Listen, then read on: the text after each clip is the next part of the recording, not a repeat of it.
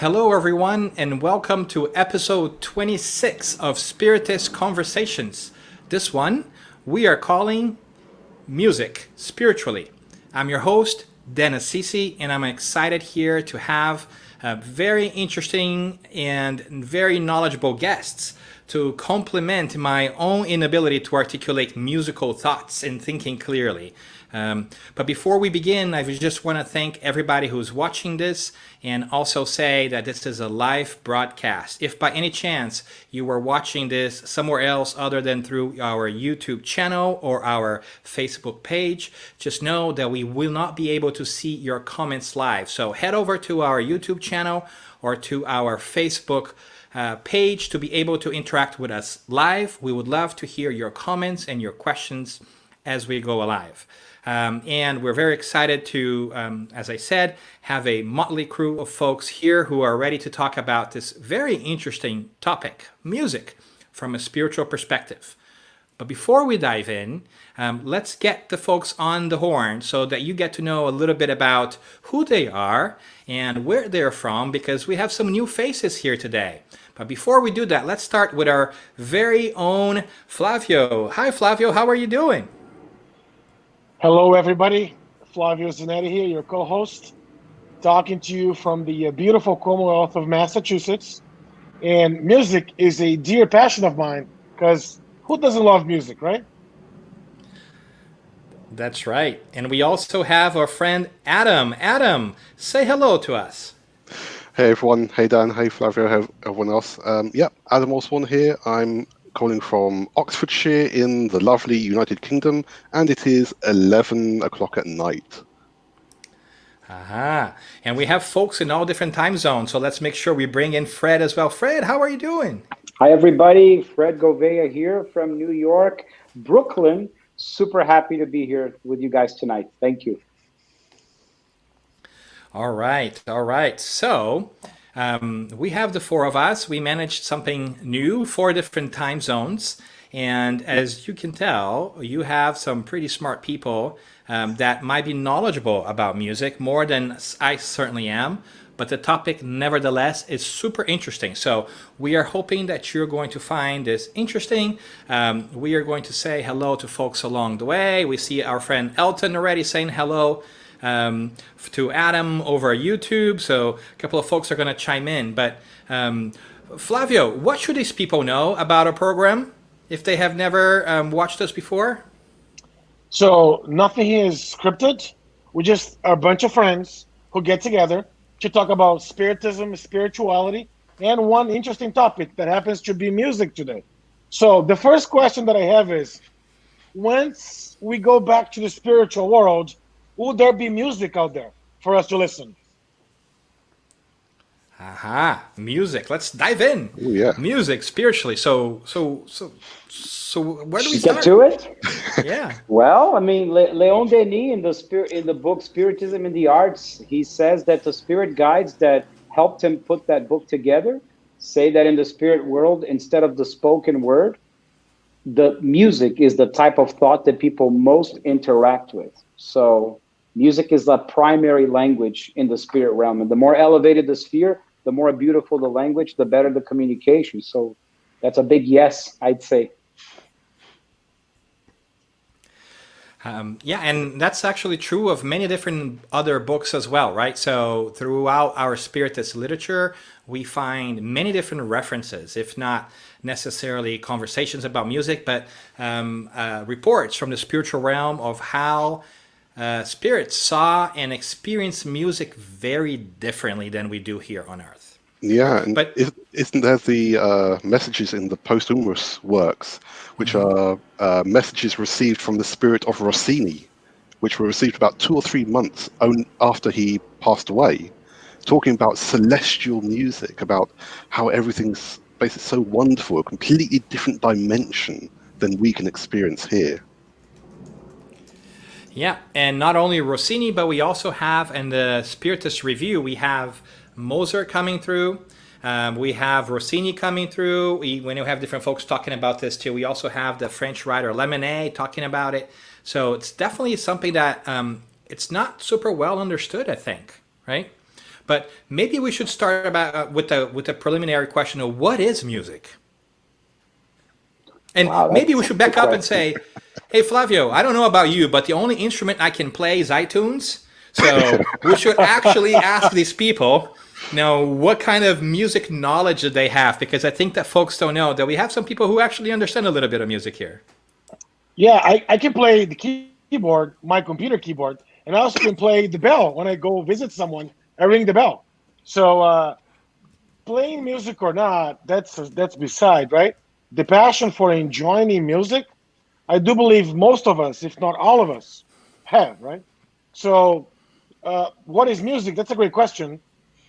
Any method of sound production, right? We can identify as music, right?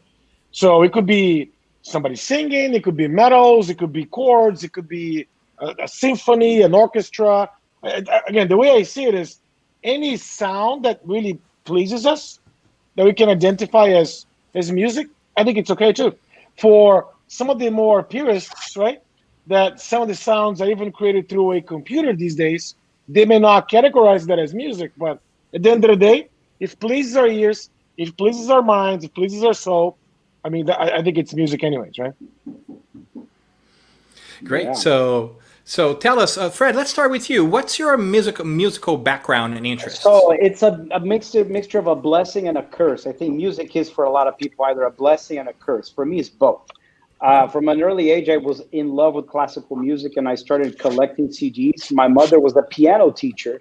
She taught for 12 hours a day a bunch of children in school. The last thing she wanted to do was to arrive home exhausted and have her own son begging for her to teach piano. And that's exactly what she got. Talk about karma. And I learned by ear the piano from a very early age. And I learned the violin in a more traditional way with sheet music, with the teachers and the technical stuff.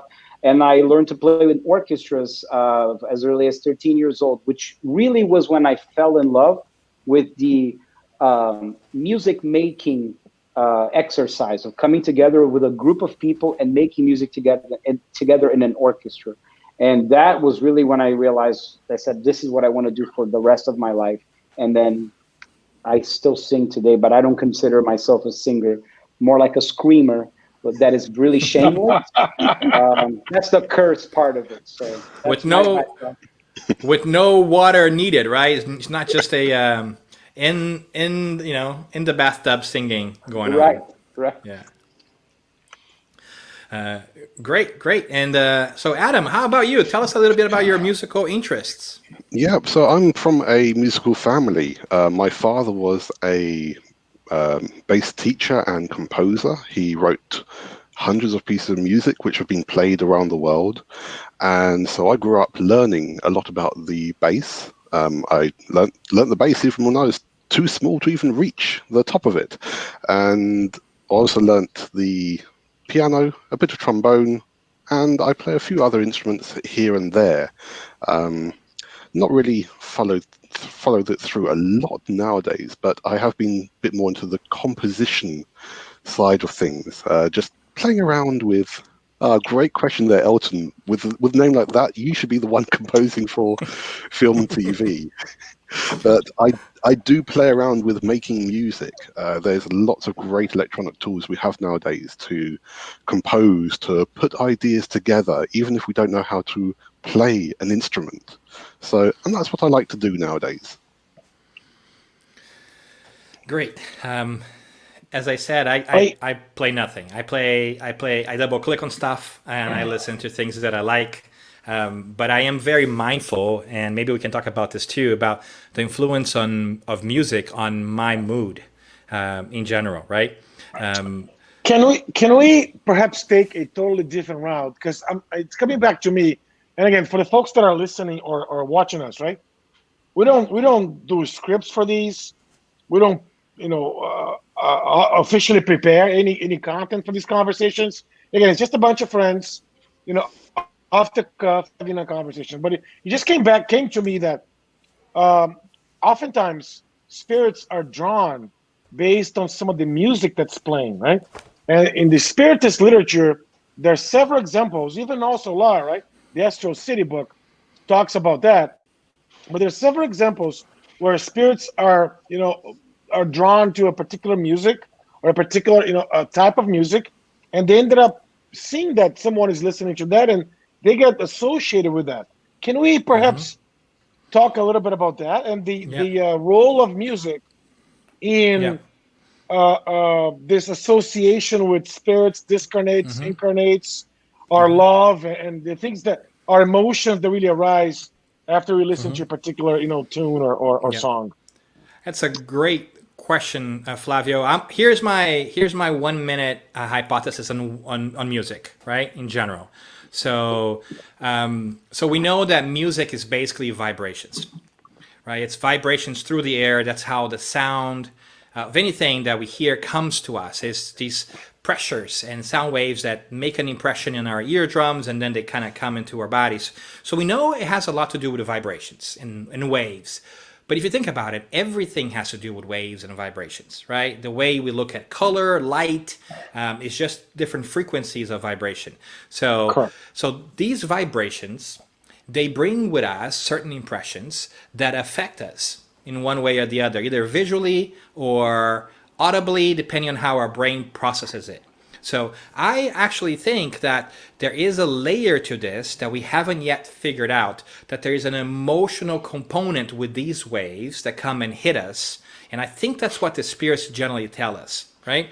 So one thing that I'm actually very interested in, this may be a talk for later on, is, how we talk about how we should feed our bodies better, and we're learning how to treat our bodies better, eating better, healthier, and so forth. I also think that over the next decades, we might find out that our musical diet matters quite a bit in our spiritual development. And we can talk more about that. But so I think it really helps me make sense of music, Flavio, when I think about waves, right, in general. So it makes sense that waves and resonance and all that stuff would matter, because everything is about energy. It's about frequency. So I think music is a way of us communicating and getting there. Does that make sense? Or what do you guys think? Makes sense. If you don't mind, Adam, I'll jump right in because my mind is bubbling with three things I'd like to share in response to this. One of them, there's an American musicologist that I learned in college. I don't remember his name now, but he breaks down music in a way, because you guys asked what is really music. And the way he defined it, I think it was beautiful. He basically deconstructs music and says music is really comprised of three things, three fundamental elements: rhythm, harmony, and melody. The first one, rhythm, is perceived physically. Our whole body from the moment of conception is already a microscopic little heart beating. There's a drum beat to it. And that's why it is incredibly, can you guys hear me? Yeah, we can hear you. That's why it is incredibly hypnotic and trance-inducing, which is one of the ways music has been used historically throughout the centuries in rituals to induce the trance through rhythms and beatings. And that's why we're so drawn to it, because our body is emanating rhythmic vibrations, several of them, our esophagus, our stomach, our heart, at the same time. It's like a school of samba that we don't hear. And it operates on an unconscious level, and it does respond to our emotions, whether we realize it or not. So that's the first element. The second element, harmony, he says, is perceived intellectually. So harmony is intellectual. What does that mean? Harmony is pretty much what sustains the melody. So when we go from one chord to the next chord, we modulate from a minor to a major, we go to another key. This progression is called harmony. And the way the melody sits above the harmony allows us to process that on an intellectual level. So we can take Beethoven's Ninth. Da, da, da, da, da, da, da, da. So what we're hearing that I'm just singing now is the actual melody, right? But what's sustaining and providing intellectual meaning is the harmony, the chords underneath it. And then he says the third element, which is melody, is perceived spiritually. And I think that's really beautiful because he takes it to that next level that we understand in Spiritism. So rhythm, physical; harmony, intellectual; melody, spiritual. And therein lies the essence of the communication part of music that touches our emotion. And the spirit, the esthete that talks to Leon Denis, says that there are these angelic beings in the spirit realm that are constantly emanating feelings that get registered and communicated to lower realms in the form of sounds, melodies. So when we are composing, in the case of Adam, and no matter where we are, when we enter into a state of prayer, meditation, contemplation, reflection, in order to elevate our frequencies, we will very likely be capturing these melodic lines. And what really touches everybody's hearts in a universal way is a melody, because a melody doesn't have necessarily words attached to it. It's just the notes creating a phrase that is purely emotional, purely spiritual. And my last thing that I want to say that Flavio evoked from my memory is in the spirit realm, spirits being drawn to different types of music in different areas, right? About the affinity that they have. And the aesthete in this book by Leon Denis, Spiritism in the Arts, explains that there are two types of beauty. And just like science, just like wisdom, love, our moral, our intellectual, our science, we have a fourth component that we develop in our spirit, which is the sense of beauty, our aesthetic sense. And this gets developed for hundreds and hundreds and thousands of years, right? There's something that he mentions, which is he calls it moral beauty versus aesthetic beauty. When both of them come together, you get these universally appreciated music. No matter if it's a symphony orchestra or a reggae group or a hip hop band, the style doesn't matter because that's purely like the physical output of it. But when you get the moral beauty, what does that mean? The intention of the composer behind it was to enlighten, to comfort, to bring joy, to bring happiness, to soothe. That's the moral beauty that inspires the melody, the arrangements, the rhythms of the musical composition. When you can align that with aesthetic beauty, and aesthetic beauty comes more with music that sounds pleasing to our ears. So tonics versus something dissonant generally tend to be more pleasing to us. So when you can combine the two, you can have an ecstatic experience through music. So, Fred, you're in good company. Rossini agrees with you.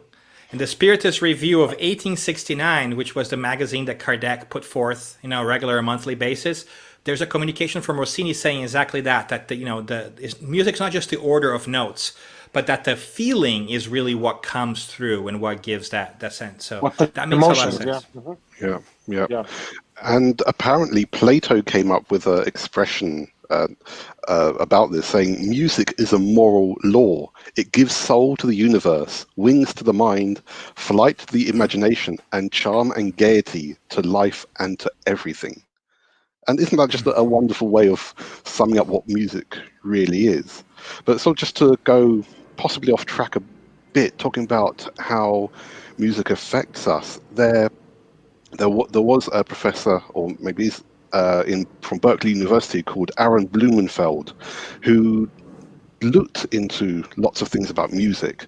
I don't know if maybe he's the same person you were thinking about, Fred, but one thing that he talked about is a Vedic principle called Nada Upasana, which is sound worship, where they're looking at the link between the physical reaction to sounds and how sounds may activate different chakras, as it were. So different sounds activating and affecting different physical parts of the body. So that's something that's quite interesting to think about how on a spiritual level we can easily be affected by sound as well.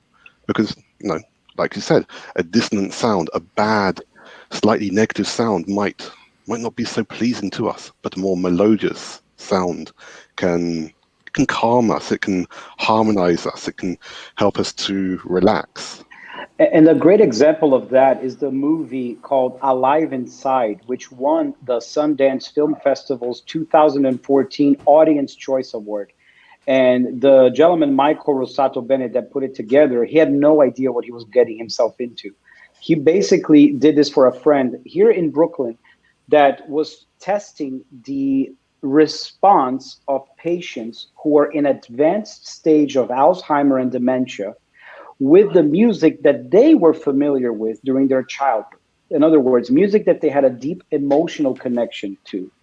And this movie makes you cry from beginning to end. It's called Alive Inside. You see the reactions that these patients have.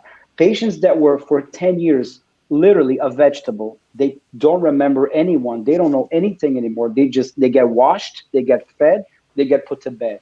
And then you put up iPod with a very meticulously assembled selection of songs that they loved when they were children. They light up. They begin to sing the lyrics. They begin to interact, and it actually has a lasting sort of, you want to call it a halo effect, if you will, that sort of lasts for a few minutes even afterwards, where they talk to people, they interact. So they found that the way our physical brains register music is on such a deep level that it's there. You just got to be able to awaken that. So Fred, let me play devil's advocate here. It was about time, Flavio. It was about time. Hey, that's my role. This was going too easy. Okay. You said meticulously assigned collection of tunes. So the question I have for you and for all of us is there such thing as bad music? I think so. Yeah. Oh, I love that, Flavio, because I was thinking very similar. I was thinking about affinity, right, and preference, because Fred was talking about, elevating music. Well, some people really enjoy classical or erudite music, whatever way you want to put it. Some people have a predilection towards jazz, and other people like mosh pit stuff, right, like hard, heavy metal. And I have a friend who thought that he like heavy metal music was for him very like relaxing, right? So I thought it was fascinating because for me, that's not the case whatsoever. It's like overwhelming, right? But that goes into exactly what Flavio was saying, right? Is there a good or bad, or how is it a question of preference? How does that resonate with us? I think it comes down to vibration. What's the actual vibration of the music? How does it make us feel? Is it the kind of music that makes us feel agitated? Does it make us feel stressed? Does it make us feel violent even? And there are some kinds of music that trigger that reaction in people. They might not trigger the same reaction in other people, but for some people it may do. So it can be quite relative and subjective as to what some people would classify as bad music, other people would love. But yeah, I think that's how we could define it. What kind of reaction, physical or emotional, do we have to those sounds? Okay, I like that, Adam. So depending on how, I don't think anybody argues against that music, right? Presses some buttons in some of our senses. Some different types of music may make us happier. Other types of music may make us a little sadder, right? Or maybe a little more nostalgic, melancholic, right? We get that. But is there such thing as a music that puts us down? Yes. Yes. But you know what I think? The bad association to it. I think it's merely. I feel it's only for the preference. I don't like this style. I just don't like how it makes me feel.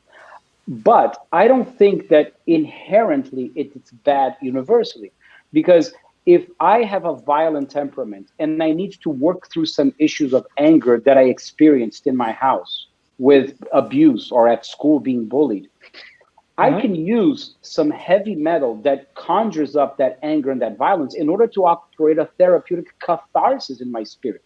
And I can just unleash my anger while I'm listening to the music, and it helps me to cope. So I think in those cases, it can be super healthy for those individuals in those circumstances.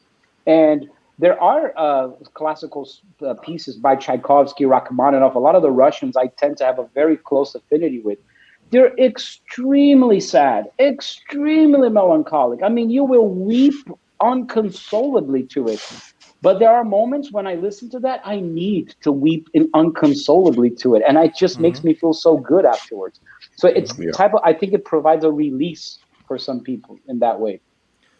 So is it really about original intention of the composer, right? Because one thing that I came across reading on, again, the reviews, the Spiritist Review, which has tons of stuff like scattered about music in general, was a comment that, that Mozart actually did in the 1858, one of the 1858 editions, the May one, and I have some notes here. It says that music helps with the elevation of the soul, right?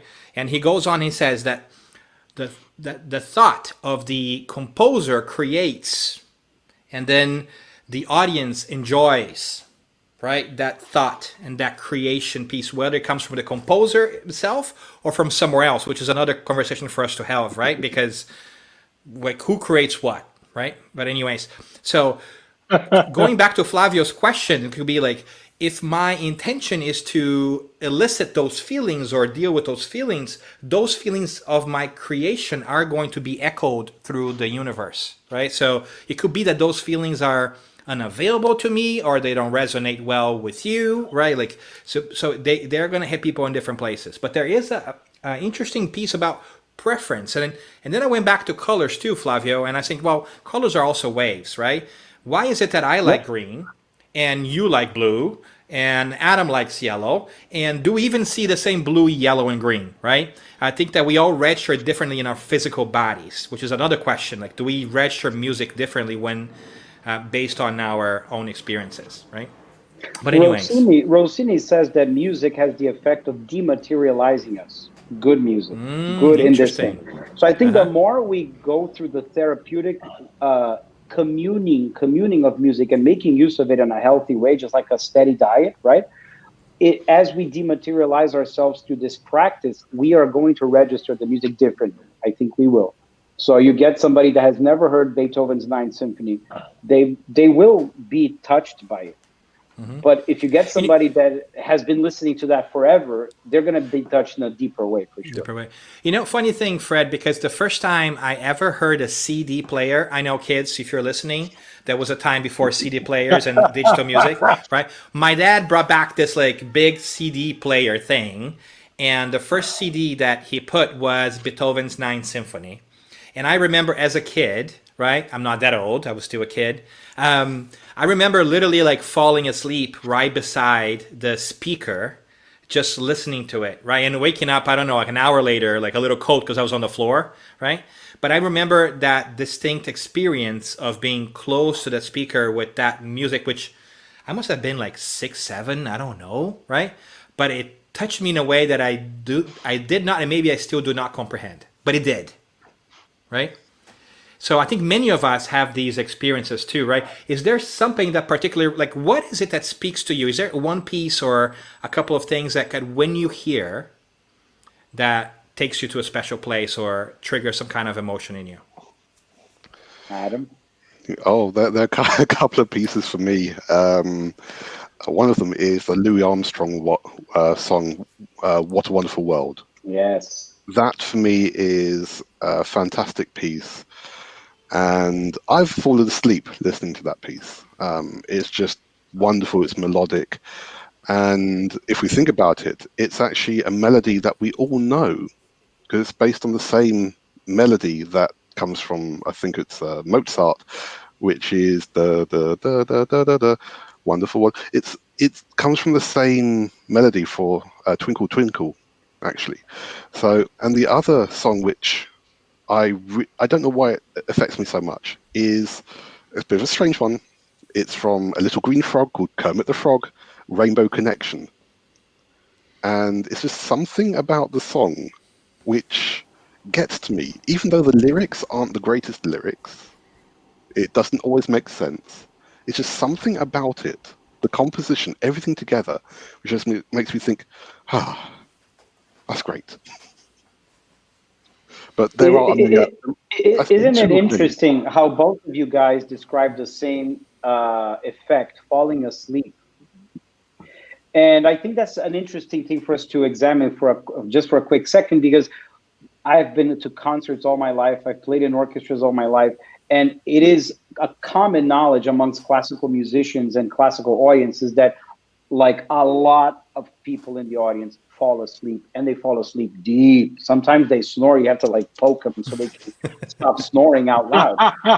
And I think that's actually a very beneficial reaction, because I have no doubt that in a Carnegie Hall, a Lincoln Center, those concert halls, they're like a huge temple surrounded by millions of very elevated spirits that are operating cures and spreading those good energies to places that need it. So I think when we enter into that state of relaxation, it might be induced sometimes by our spirit guide, so that we can leave the prison of the body and be taken by the power of that music to a place of healing, of comfort, of soothing. And when we come back, we're like, it's just such a nice nap, So it was only like 5 minutes, but I feel so energized. And it might be it might be as simple as just getting in touch or letting your emotions come forward, right? Because sometimes we're such an intellective mode that we're just trying to make sense. I know it happens to me quite a bit. I process the world not through feelings, but through thoughts. That's how I lean, right? And sometimes I have to remember to make space to check in with myself to see what am I feeling, right? And I think music sometimes speaks that. And there's a wonderful quote by the writer Lamennais, right, in the 1851, I only remember these dates because I wrote them down, from the Spiritist Review, that says that music is the art form that speaks more directly to the heart, right? And I think it's true because, I mean, art is beautiful, right? You have painting, sculpting, everything else, but there is a movement to music, right? There is this sense of frequency, cadence, and whatever have you, like whatever you smart people can explain. But there is a sense of moving that kind of takes you with it. And I think it's really like speaks to your heart first. And I'm going to make a parallel to one of my favorite poets, the British-American poet T.S. Eliot. And in one of his essays, he says that good poetry can communicate before it's understood. I actually want to say that applies to music. Music can communicate before it is understood too, right? Because it's poetry. There is a motion to poetry. There is a motion to music that in a way is similar. It hits you emotionally in ways that you can't quite intellectually, at least for me, like I feel first and then I go backwards and say, well, why do I like this? Right? Yeah. Well, please go ahead, Adam. I was going to say, why do we use music for religious purposes as well? There you go. Prayer, hymns, all these kinds of things. That's exactly what I was thinking. It's for thousands of years. We're in lockstep. That's exactly what I was thinking. Yeah, for thousands of years, humankind has used music for the worshipping of a god, a king, an emperor, praising someone. Why is that? It must be because of the spiritual connection to it. I mean, it must be because of this way that it affects us physically as well.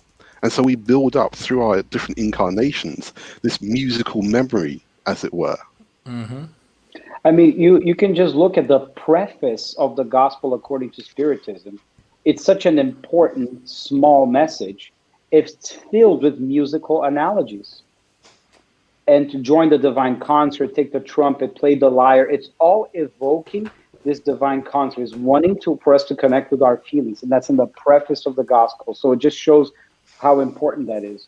And even in mediumistic meetings, the Leon Denis in this book also says that the spirit guides asks them to sing before the mediumistic meeting because the emanations are more heartfelt from the collective singing, allows them to use those energies to prepare resources and mobilize things in the spirit side in order to have a more efficient, effective mediumistic meeting. I mean, that's amazing, right?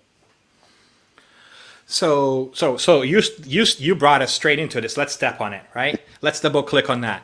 So mediumship, right? Mediumship and music. I also remember reading a comment from Mozart in the Spiritist Review, which is my go-to for this kind of stuff, that he said that he would take walks and then he would hear this music in his head, right? And he basically hints that it came from somewhere else, but that didn't matter to him because what mattered to him was the music. But is it fair to say that pretty much all of art is a mediumistic phenomena? Yes, it is. And it's not fair to use Mozart, Daniel, because it's just so infuriating. The guy's mediumship is just not fair. It's good to have an extreme example, right? Yeah. Well, we can use Strauss as well, right? Strauss used to sleep, and he would wake up and compose some of the valses, right? So that, I mean, we can use somebody else, but I think at the end of the day, all these mediumistic phenomena, right? Including music, including some of these compositions, are from the other end of the world, right? The other realm, I should say. Right? Now, I joke about Mozart because his type of mediumship was so perfect that he received the melodies, he transcribed it in paper, and he didn't let his own spirit edit, correct, adjust. It came so clearly, and he just had the intellectual ability to put it to musical form. It just happened like that, you know. Whereas every other composer, uh, there's that element of themselves trying to put the pieces of the puzzle together along with the inspiration of spirits, you know. So it's more of a collaboration. Whereas with Mozart, it's like, dude, just press and download, press and download. It's like not fair. To be fair, I'm also a composer, a night. My wife tells me that I compose beautiful melodies, right, through snoring. I am, however, remain deeply hurt that I was not yet recognized for my musical abilities. But that brings me to a point, right? I think you said the limit of a composer, the limit of humanity as a whole, or human condition in music, because the spirits also seem to tell us that music in the spiritual realm is something completely more sublime and divine, right, than we have here. Where do you go when you listen to music? Like, what elicits that kind of feeling to you? Do you guys have a ritual? Like, you guys that are very musically inclined, I gotta be honest with you. Like, I enjoy music, but I wish I could spend time studying it and understanding it, because there's so much to it that I think the layperson like myself really doesn't understand the complexity of things. But like, are there things that you do, you musical people out there, that are like your rituals that kind of help you elevate, or like, what do you do? Like, how do you become more in tune with music? For me, it always starts with meditation. To be honest, and even though it may seem very stereotypical, I will use Indian flute music as my go-to music for meditation, because it's such something about that which helps me to relax deeply. And quite a few years ago, I created a sort of experimental album, as it were, just trying to create a piece of music per day. And I created about 10 tracks of that. And for that, I purposely tried to not have a specific mindset. And it worked, because for some musicians, you'll get inspiration at almost any time. You don't have to have a specific routine, specific mindset to go to. But sometimes dream is the best way. We can wake up in the morning with a melody in our head, or we can be having a shower and suddenly something will come to us, or be driving to work and something will come to us. And in fact, the Australian pop musician Kylie Minogue has said that she receives inspiration for music so often that she carries around a recorder, as well as using the record on her phone, because she has so many ideas coming back and forth all the time. So it's more a case of just making sure that we have the right moment to listen to the ideas that come to us.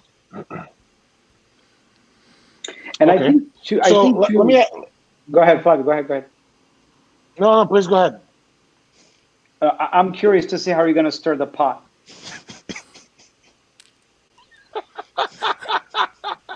Is that a label that I'm being recognized already? You just assumed the role, Flavio. We're just gonna make sure that you're recognized for that. So, I'm sorry to disappoint you folks, but right now I have a very valid question. Is there a type of music? Is there a type of music that we could listen here, while as incarnates, that can resemble the type of music that discarnates or spirits can listen in the spiritual realm? At the risk of sounding elitist, Snob. I will Snob. You snob. elitist, whatever. You snob. Entitled, Go snob.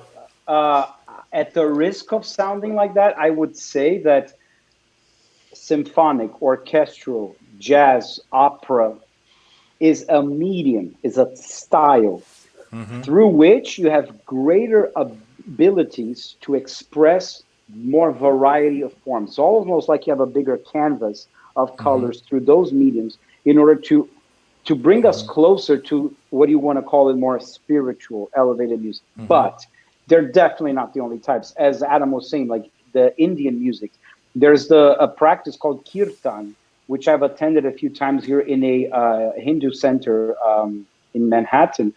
Kirtan is the experience of collective music making, where the musicians, 3 or 4 musicians, will do a melodic line, ya na na na na na na na na na na na na na na na na na, and then the entire audience will repeat that, and then they'll start in a slow tempo and they'll gradually pick up the tempo with beautiful rhythms, beautiful melodies. And for like an hour and a half, 2 hours, you get into a state of ecstasy. It's amazing feeling. By the end, they're singing hypnotic. They're singing and drumming sometimes 2, 3, or 4 times the speed at which they started.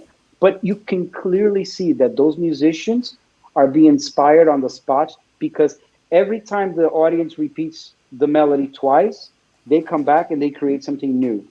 Then the audience repeats it twice, and something new just keeps building on top of it. So and Fred, this is really interesting because I see a lot in jazz too, right? Where there is like a theme or whatever it is that you call like the main piece, Yep. and then they have this period of just improvisation where they go like ABA, right? Like they go off and they improvise, and I feel like how can you, for people who like can only play the mouse, right? How can you possibly just kind of come up with stuff on the spot? It seems like alien to me, right? But it's really interesting. It's fascinating. I think that it seems like the classical music, the intuition comes like in the composing, right? And then in jazz, it's in the composing, but there's also in the performance, right? So it's an interesting perspective on how. Fascinating. I did not know that Hindu practice, which was very, very, very cool. I think that's the beauty, right, Adam? Like in jazz, you give the performer total freedom to create on the spot. And I think this is an ability that is ancient to us, but we see it more perhaps in the common knowledge today, seeing more in the jazz genre, because definitely in the classical genre, the musicians of the orchestra have zero freedom of improvisation. They can play their hearts out, but within certain confines of the instructions given by the composer. It's because it starts to work like a conversation, a bit like with nature. If we listen to, because if we think sort of more on basic level, music started for us as humans as an imitation of nature. We hear the animals, we hear the hear the water, we hear the wind, and so we try to imitate that. So when you come to modern music like jazz, it is a conversation. And also you mentioned about Indian music as well. It's the same thing. There'll start to be one sound, da-da-da, then another reply, da-da-da-da, da-da-da, da-da-da, da-da-da-da-da-da, and it keeps going on, and it develops and it evolves. And it's all through just intuition, through intuition from that moment. Just all the positive energies that are flowing at that time. And there are some really funny stories about composers and their mediumship, like just oozing from their pores at inconvenient times. Like Vivaldi was known for having this really spontaneous mediumship, but he was also a priest. So he was in Venice celebrating Mass, and many times he would hear a melody in his head and drop everything and just run away. And like come back 20 minutes later, like just nothing happened, and continue to celebrate Mass, you know? So it was that powerful, an impetus for him to make sure. And, you know, it's funny, so many of these composers that I've studied and I talk about their mediumship, they have this common thread, like Flavio mentioned about Strauss, that they get taken in spirit, in the spirit world when they are asleep. They experience incredibly breathtaking music that is a million times more elevated and in high definition than our physical senses like can bear, right? And then it's when true hi-fi. It's true hi-fi, and we're like in analog black and white mode here. And when they come back and they rush to the manuscript in order to register everything, 9 times out of 10 they say that they're very frustrated because it pales in comparison to what they actually experienced in their dreams, but they weren't unable to recreate it as in that way.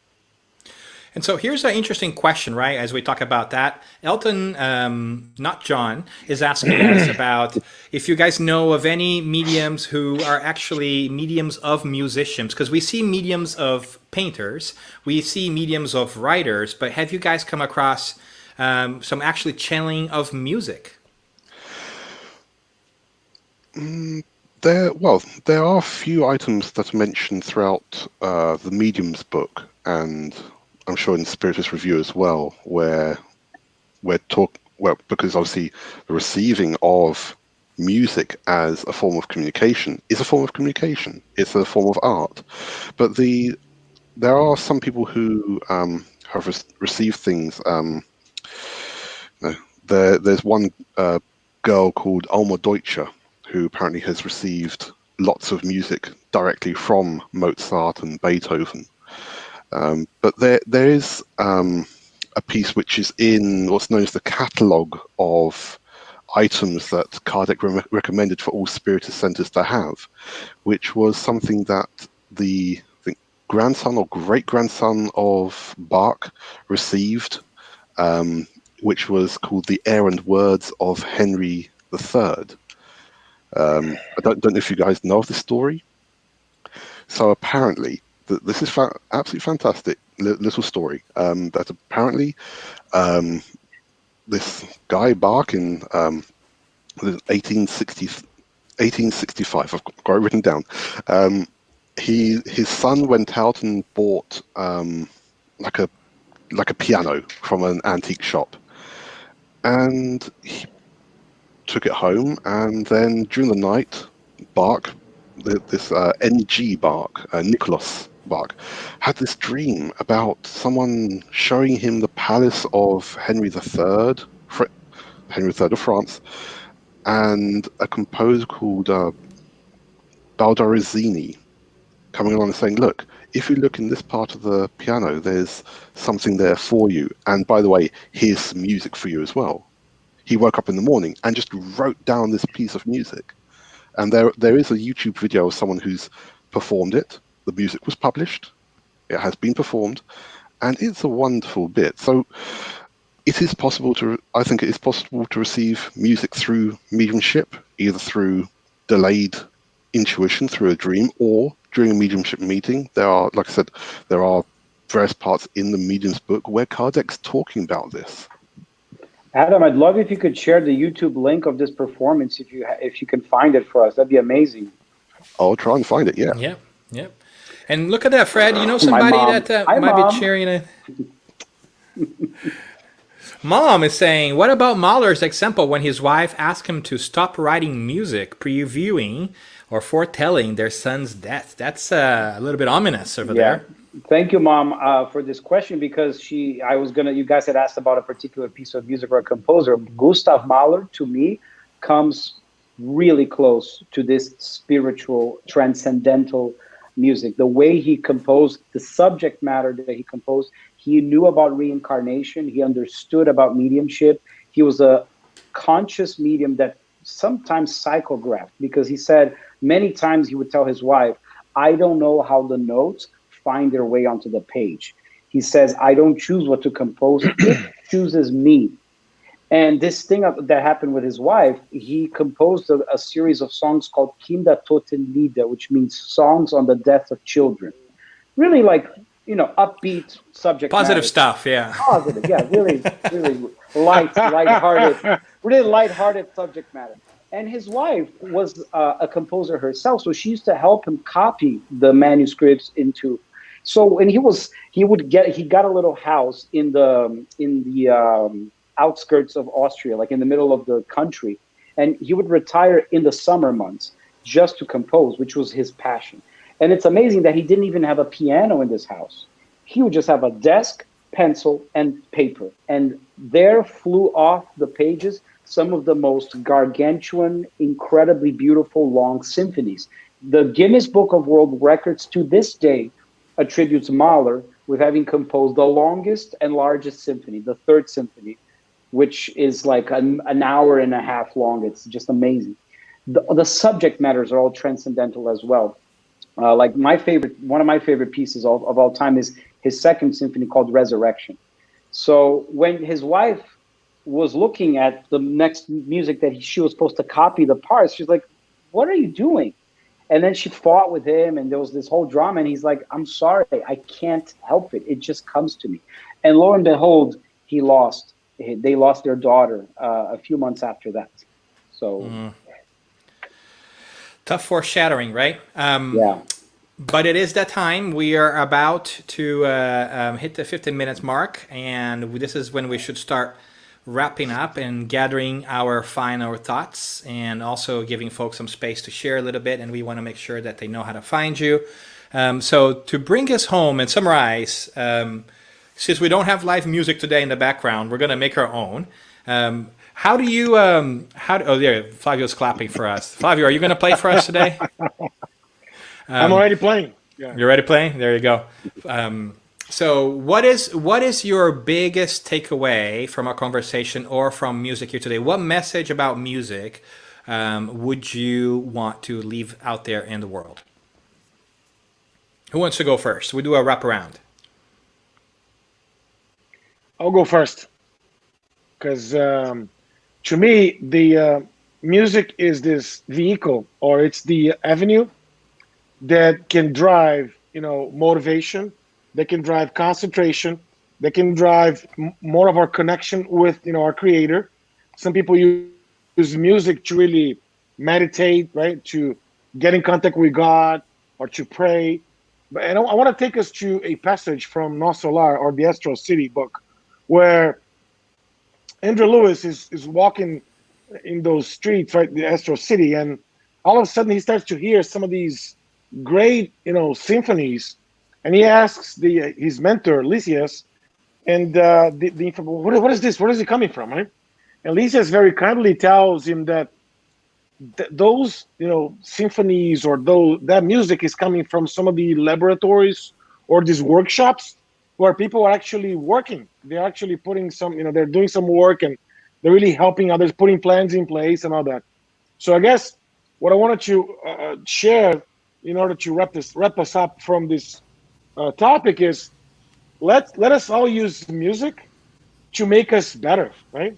So if music is a vehicle for you to be calmer, or they can really bring more, connection with the spiritual realm, or they can really help you really get your senses right, I think we should use it. Right? We should definitely use it, right?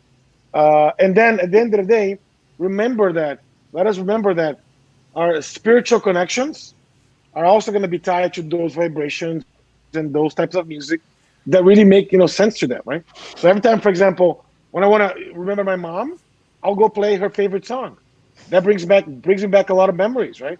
There's a lot of ways for us to leverage music that can make us better spirits, or really address or enhance our connection with the spiritual realm.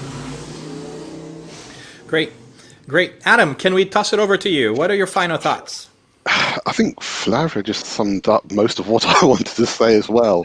But no, absolutely. No, music is, for me, a fundamental part of our being. The right kind of music can help to promote physical and mental health. It can help us to relieve temporarily from pain. It can help us overcome trauma and anxiety. It can help us with so many positive things in our lives that we need to have a good musical life. Even if we don't know how to play music, it's so easy nowadays to find good music on the internet. There's so many good channels, so many good radio stations, Spotify, etc. All these things are there. So we need to make use of that so that we can find ways to help motivate our inner peace, our tranquility, and just to carry on and just live as happy as we can be. Wonderful. Adam, let's keep going clockwise here. Mr. Fred. So there's a quote of a man named Jose Antonio Abreu, who founded the largest music education social program in the world in Venezuela in the 20th century. At its height in the early 2000s, there were more than 500,000 children and youth playing in orchestras and choruses, the most beautiful classical music you can hear in amazing quality. And it's just a case study that was exported all over the world as a very powerful vehicle for social change. One thing that he said, which is so beautiful, he said that art in the beginning was an enterprise that was done by minorities for minorities. Then as we progressed through the centuries, art became an enterprise that was done by minorities for majorities. And as we enter the 19th and 20th centuries, we unleash a new era where art, music, is an enterprise that's done by majorities for majorities. And I think it ties so much with the coming of the Consoler and these new revelations that came through the doctrine of the spirits and so many other mediums around the same time, because it ties together with this concept of from majorities to majorities, where the music of the 19th century, especially the romantic music, still is at the foundation of the type of music that most of us enjoy and listen to today. So as a wrap up, as a takeaway, I would encourage folks to listen to the music of the 19th century by romantic composers. So Tchaikovsky, Beethoven, and the list goes on, because in there lies these seeds of these incredibly beautiful, elevating, soothing, consoling songs. And I'll say one last thing, tying to the gospel. When Jesus says, "Let the little children come to me," I think he's also inviting us to let our musicality come up. Let our feelings come up in a spontaneous way. And when he says, "Let your light shine," I would say, sing your heart out. Sing out loud, no matter how out of tune you may be. Sing. And don't matter if people laugh at you, if people make fun. Sing, even if you sound out of tune, because I think this is such a healthy way to express our deeper feelings of spirituality. So that's my wrap up. Well said, sir. One of the great things of being at the show is hearing from smart people. So I'm not sure that I can add anything to it other than what a blessing it is for us to be able to have different music out there, different perspectives, and to, as a reminder, expose ourselves to something other than what we are used to as well, as a tool for being more familiar with different perspectives and seeing if there's something new that can come into our hearts. And I know that a lot of us might not be used to either jazz or classical music nowadays, but one question that generally comes up is why we don't have more great composers like back in the day. I think that we might have. We just don't have the venue and the appreciation for what's out there. So stretch yourself out and try to make time to let all that beautiful movement and feeling come into you, and hopefully that will help you bring it closer to the creator and the creation in general. So we hope that you continue to listen to music. We hope that you are able to challenge yourself in different ways to grow and be happy and to process all those feelings and thoughts that you have. And we're very excited that you're following us here as well. For all of you guys that have joined us live, thank you so very much for being here. We're so excited to have you here. We want to make sure that if you're listening to us, you know that you can watch us either on Facebook, on YouTube. And if you're watching us, we want to let you know that you can also just listen to us as a podcast, whatever podcasts are found. And you can always, of course, visit our website as well, spiritistconversations.org. We're going to redo that, and hopefully you'll be able to find everything that you need in there, past and future episodes. But we also want to make sure that you have a chance to connect with these fine folks. One of the great things that Flavio and I often talk about in Spiritist Conversations is how great it is to meet new people, right? And have a chance to have you guys meet our friends too, because my friends' friends become my friends, right? So, Adam, tell us a little bit of where folks can find you and what you've been working on as of late. Yep. So if people want to contact me, you can You can come and visit and follow Kardec Group through our website, www.kardec.org.uk. You can email me, adam@kardec.org.uk. We're on Facebook as well. And we also have a great playlist on Spotify. Just look up Kardec Group, Music for the Soul. And it's a curated list of, at the moment, about 60 songs or so. And it's great for any time of the day. Wonderful. Thank you. Fred, how about you? Thank you, Adam. I just started following your Spotify list. That's awesome. Yay. There's a channel that I started in this quarantine called Spirit Reflections. So you can find me on Facebook. If you look up for Spirit Reflections, you can look me up there. Or you can email me at info@spiritreflections.org. And in this quarantine, I've also been spending a lot of good time with my mom. We've been playing some music and putting it online on YouTube. With some, we do it for fun. Like some we do it for serious. So that's been a good time too. That's what we've been doing lately. So wonderful. And Flavio, how about you? Where can we find you? They generally find you right here, but is there any other place that they can find you? See how I put you on the spot social there? media. Yeah. I'm available on social media as well. For those folks in Massachusetts, right? We oftentimes to the Allan Kardec Spirit Society of Massachusetts. I often, visit, spiritist groups when COVID is no longer here, right? I often visit spiritist groups in the U.S. and abroad, but, I'm here. So as your co-host, Spiritist Conversations, baby. Come find us. Well done, Flavio. Good job of going with the flow here. And I'm Dan Assisi. You can find me at Dan Assisi on social media. We also invite you to visit our website, Spiritist Conversations. And if you like this conversation, or if you want to listen to other conversations, find us on YouTube, Facebook, and whatever your podcasts are found. And last but not least, if you have had a chance to listen to one of the shows and you enjoyed it, please consider sharing that with someone else. That's generally how people hear about our show. Share with a friend. Find the different topics that interest, because that's how the conversation goes. And we're really excited that you had a chance to be with us, and we invite you to join our conversation. Come in, give us suggestions for future topics, for new things that are in the horizon. We want to just kind of end up by telling you that on June 10, we have a special edition of Spiritist Conversations about technology and spirituality. Can spirituality and technology connect? That's going to be part of the 14th U.S. Spiritist Symposium programming.